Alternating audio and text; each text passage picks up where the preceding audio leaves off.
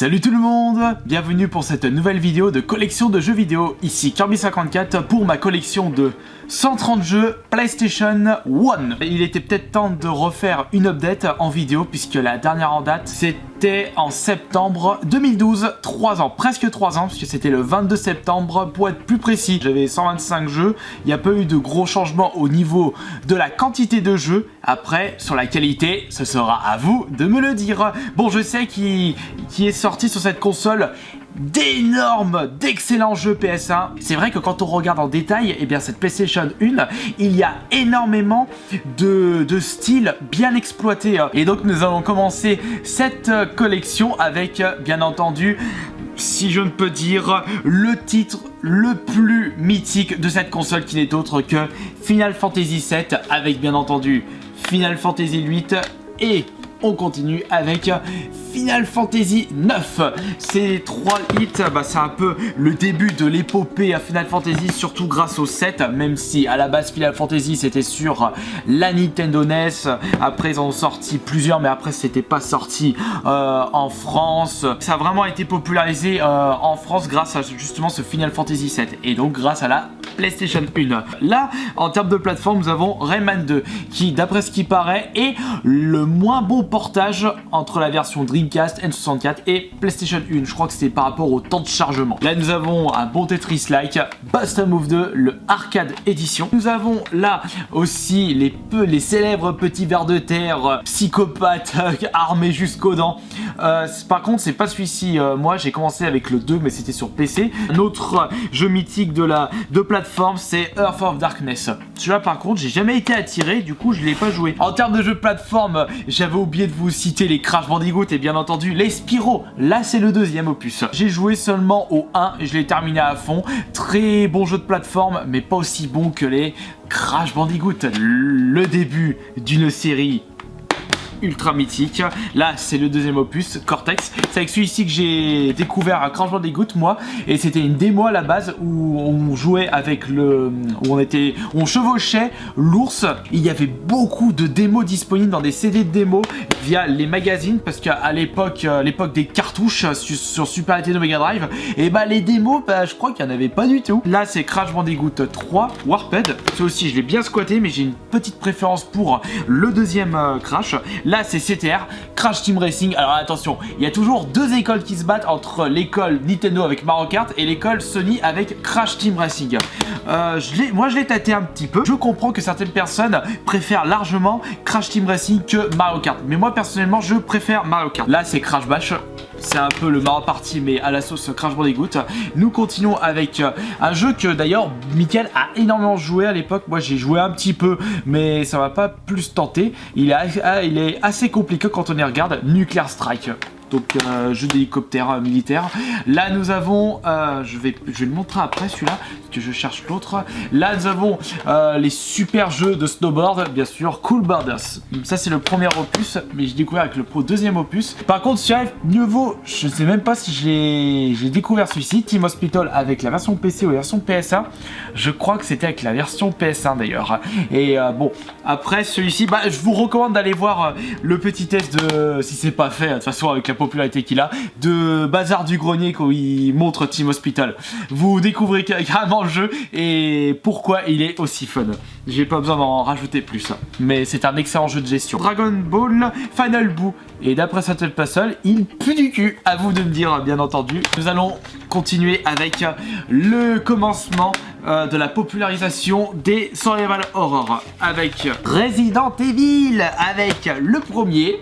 J'ai découvert Resident Evil avec justement le 1. Non, je crois que j'ai joué au 2 avant le 1, mais très peu de temps avant. Là, c'est le 1, mais le Director's Cut, juste ici. Il y a eu deux versions sorties pour la version PS1.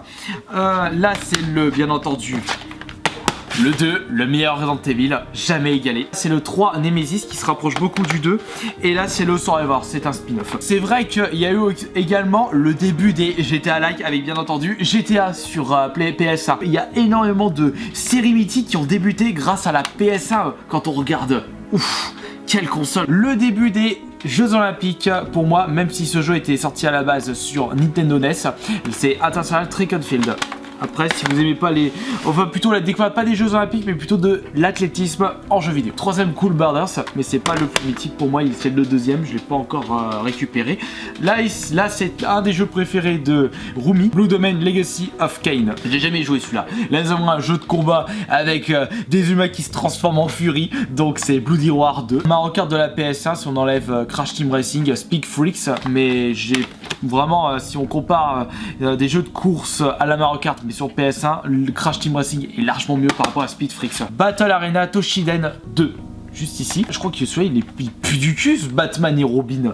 Non, moi c'est le meilleur Batman. Oh bah c'est Arkham, Arkham Asylum. De toute façon, j'ai joué que celui-ci en Arkham sur PS3 et Xbox 360. Le quatrième Cool Borders, mais j'ai toujours pas récupéré le Cool Borders 2. Il doit être quelque part. Je crois que c'est une version Platinum que je possède d'ailleurs. Vous adorez les Final Fantasy pour ne citer que, eh bien je vous conseille grandement les Breath of Fire. Ça c'est le quatrième opus. Là c'est Time Crisis. On a aussi du Gunfight sur la PS1. Par contre, mon flag, je le retrouve plus et celui de mon frère, bah il marche plus. Donc je peux plus jouer des gunfights avec des flags. J'utilise avec la manette, mais il n'y a pas du tout de charme. Le début de Silent Hill. Par contre, il n'y en a qu'un seul qui est sorti sur la PS1. Deuxième est sorti après sur la PS2. Donc Silent Hill. Par contre, celui-là, il a très mal vieilli si on compare avec Resident Evil 2 ou le premier carrément. Parce que la grande différence, c'est que les Resident Evil sont des plans fixes et le Silent Hill plan mobile, et on voit que c'est franchement bien dégueulasse. Après, ça me dérange pas de rejouer un peu à Silent Hill, mais si je veux rejouer à Silent Hill, je jouerai nettement aux 2 et 3 en compilation HD sur PS3. Là, c'est Azure Dreams. Et également sur la PS1, on a eu le début des Gran Turismo avec le premier opus, et d'ailleurs pour moi le meilleur opus, je crois que c'est pour moi c'est le 2.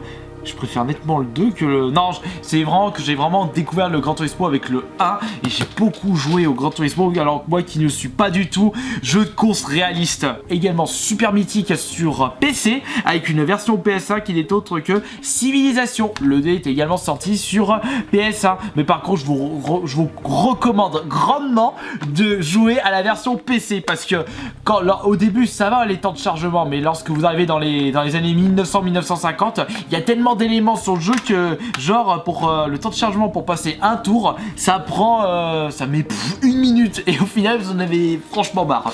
Là nous avons du Dance Dance, donc Dancing Stage Euromix, Rock'n'Roll Racing 2.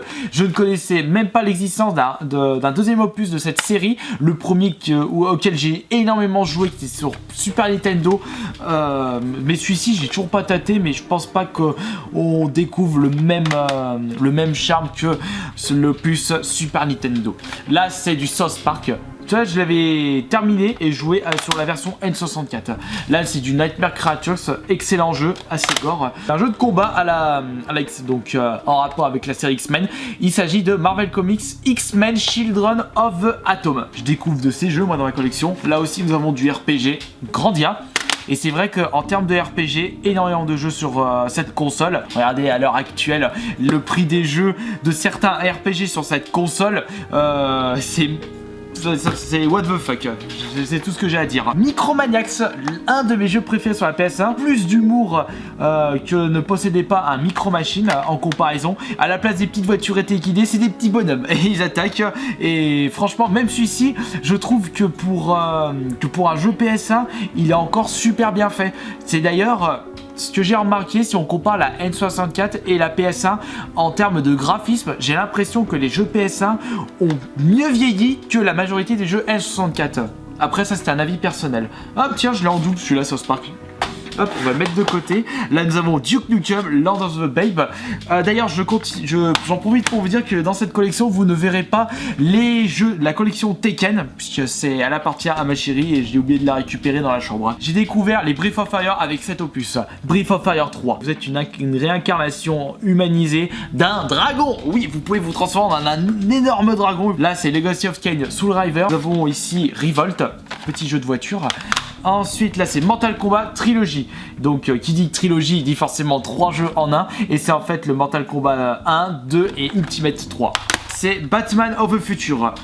Hop, juste ici. Alors, par contre, celui-ci, est-ce qu'il vaut plus le coup que Batman et Robin? Ballistique. De nom, ça me dit rien du tout. En termes d'image de la jaquette, rien du tout, mais quand j'ai regardé les images du jeu, les screenshots derrière la boîte, et ben ça m'a fait penser tout de suite à Zuma Deluxe, auquel j'ai beaucoup squatté sur le Xbox Live. Un jeu où je ne possède même ni la notice ni la jaquette avant, c'est Diablo. Enfin un Diablo où on pouvait jouer à deux sur le même écran. Parce que on n'arrivait pas à faire ça sur la version PC et on faisait ça sur la version PS5, mon frère. D'ailleurs, j'attends que le grand frère ainsi que le petit frère Arthur réachètent leur PS4 et on pourra jouer les 4 frères en même temps sur Diablo 3. Alors ça, j'attends ça avec impatience.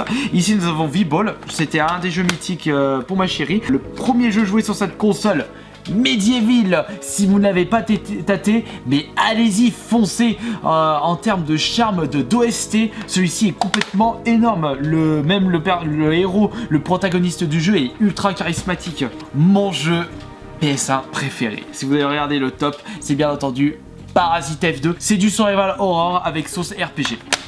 Franchement, ça, alors celui-là aussi, je l'ai trouvé, mais c'est une bombe, une éternelle bombe. Et d'ailleurs, j'ai été très déçu parce que The Third Birthday, qui est en fait la suite de ce Parasite F2, qui est le 3ème opus sorti sur PSP, et bah ce n'est pas du tout le même genre de jeu. Et donc, j'ai été très déçu. Mais par contre, où est-ce qu'il est celui-ci? Voilà, je vais vous montrer tout de suite.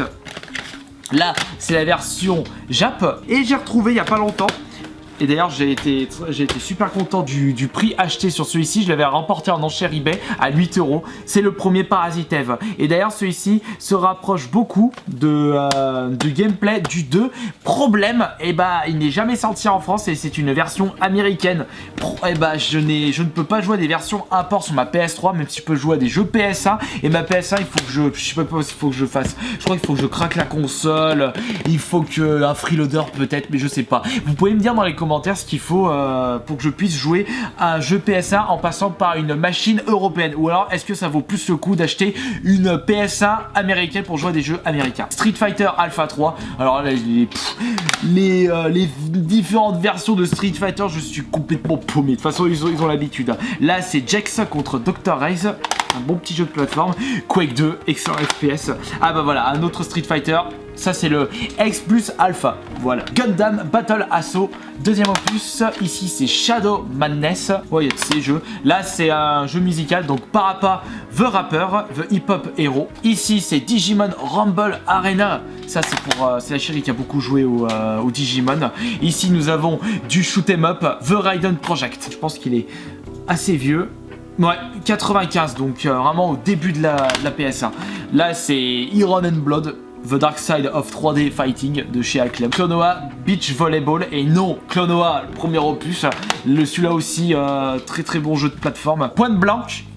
C'est du gunfight mais beaucoup plus humoristique que Time Crisis. Bon petit jeu de plateforme. Non, je l'ai même pas terminé, c'est Joanne qui l'avait terminé à l'époque. Jersey Devil. Un jeu style Soul Blade, je dirais Star Gladiator, épisode 1. Là, j'avais juste testé un peu la démo, mais ça va pas tenté que ça. J'ai retrouvé le jeu dans un cache il y a quelques années. Ghost in the Shell. Vous êtes une protagoniste dans un robot.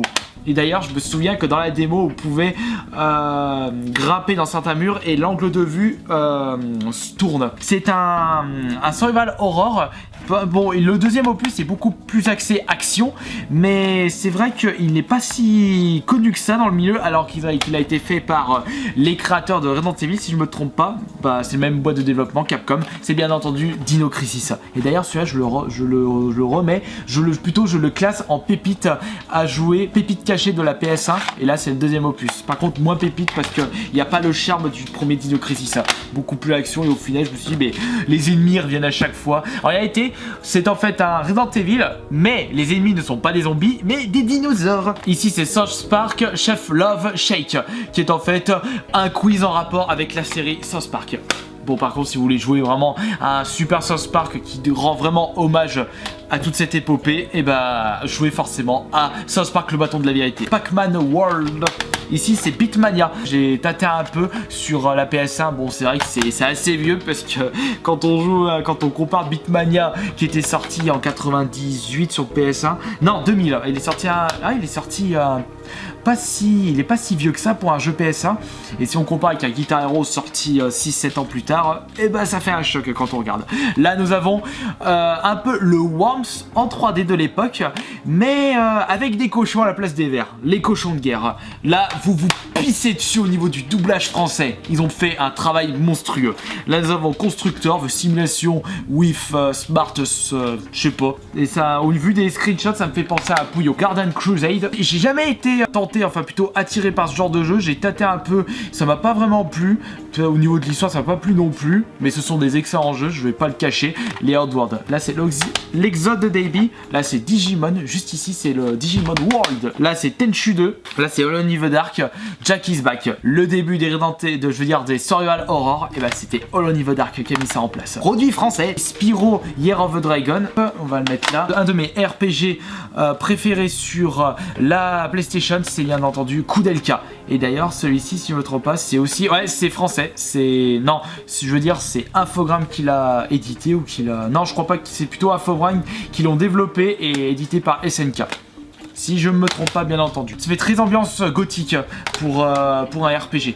Là, c'est Command & Conquer Retaliation. Là, c'est Final Fantasy Anthology, édition européenne, qui regroupe le Final Fantasy V et le Final Fantasy IV. Les épisodes qui n'étaient pas sortis en France à l'époque, si je ne me trompe pas une nouvelle fois. Et ici, nous avons les petites voiturettes téléguidées Micro Machines version 3. J'avais découvert les Micro Machines à l'époque, c'était sur Super Nintendo. Metal Gear Solid, d'ailleurs, j'en ai deux. J'ai bien entendu le premier, le début d'une série, une nouvelle fois, encore sur PS1. Ils ont sorti les missions spéciales par la suite. Et c'est vrai que pour moi, les Metal Gear, je n'ai joué qu'à celui-ci. Et en ce moment, bah, le 5 est sorti et il y a beaucoup de personnes qui sont à fond dedans. Gran Turismo 2, juste là. Engine Racing. Ou Engen, je sais pas comment vous le dites. Un super jeu de combat, même si je ne suis pas trop ce style de jeu de combat, je préfère nettement un Street Fighter ou un Tekken. Marvel vs Capcom, Doom, super FPS. Là aussi sur PS1 on a eu le début des Tomb Raider. Ouh, ça en fait beaucoup. Wipeout, juste ici. Ensuite, nous avons Star Wars Rebel Assault 2. Après, je sais pas ce que c'est exactement comme style de jeu celui-ci. Si ça se rapproche plus d'un Battlefront ou plus d'un Rogue Leader ou d'un Star Wars sur Super Nintendo plus plateforme. Là, c'est GTA 2 ici. Ici, c'est X2. J'ai été plus attiré sur ce jeu sur le fait qu'il a été développé par Team 17. Donc, ceux qui ont fait les Worms. Mon cool bandas préféré n'est autre que le deuxième opus. Ici c'est X-Files, un point and click assez sympathique, jamais terminé. Là c'est, ah bah oui, il fallait bien que je vous en parle de ce jeu, les Destruction Derby, le deuxième. Et ici c'est Destruction Derby, le premier. C'est vraiment un gros bordel, vous pouvez vraiment défoncer les voitures, mais un truc de barge. Et vous avez un mode de jeu sur le premier, mais tout simplement vous êtes dans une arène, dans un colisée, et les 30 voitures, c'est le gros bordel, ça pète de partout. C'était vraiment jouissif à l'époque. Un peu un préquel des Burnout. C'est vrai que c'est un peu qui ont mis en place les destructions de voitures où on se rentre dedans. Tenchu, je l'ai terminé à fond, j'ai réussi à avoir tous les rangs maîtres. J'ai fait tous les super scores de malade sur ce jeu, je l'ai bien squatté à mort. Le premier opus de Bloody Roar, juste ici. Voilà, là, j'ai bientôt fini. Disc World 2, j'avais le 1, mais je sais plus ce que j'en ai foutu. Team Park World, c'est mon Tomb Raider préféré pour la génération PS1. C'est le deuxième opus. Alien Trilogy, ici. Là, nous avons le premier Rayman, et également aussi, les Rayman ont débuté avec la PS1. Crusader of Might and Magic, qui n'a rien à voir, je pense, à Heroes Might and Magic. Là, c'est le premier Oddworld sur PS1. L'Odyssey d'Abe. Et l'Exode d'Ape, c'est le deuxième. Là, nous avons Happy Escape. Et d'ailleurs, je me souviens de la pub à l'époque où il précisait clairement que les anciennes manettes PS1 ne pouvaient pas être utilisées pour ce jeu. Il fallait avoir les manettes PS1 avec DualShock, puisqu'à l'époque, les manettes PS1, il n'y avait pas encore les DualShock. Là, c'est Bomberman, le premier, ou le deuxième, je sais plus. Là, c'est Worms World Party. Ici nous avons, alors ça je sais pas ce que c'est, je l'ai trouvé dans un cache, je les ai trouvés mimi sur le niveau de leur design. C'est Pocket Fighter, avec les personnages de Street Fighter en chibi, voilà. The Next Tetris, juste ici. Là aussi j'ai découvert il n'y a pas longtemps qu'il y avait eu une version de PS1 pour All-Star Gym 2. Et d'ailleurs toutes les musiques ont été refaites, remasterisées pour la version PS1. Et au niveau de la qualité sonore, c'est nickel, ça passe crème. Ici c'est Erk Adventures. Jeu fait par Lucas Hart d'ailleurs, qui a malheureusement fermé à cause du rachat de Disney. Ça, je vais pas arrêter de le dire, ça me fait chier. Tomb Raider, le troisième opus, juste ici. Là, c'est Risk, un portage du jeu de société sur la PS1. Là, c'est un excellent jeu de stratégie de rôle. C'est Warhammer Dark Omen. Et il a été fait par Mindscape, Vous savez, Mindscape, ceux qui ont fait Bienvenue chez Ch'ti, à l'époque, ils faisaient des super jeux.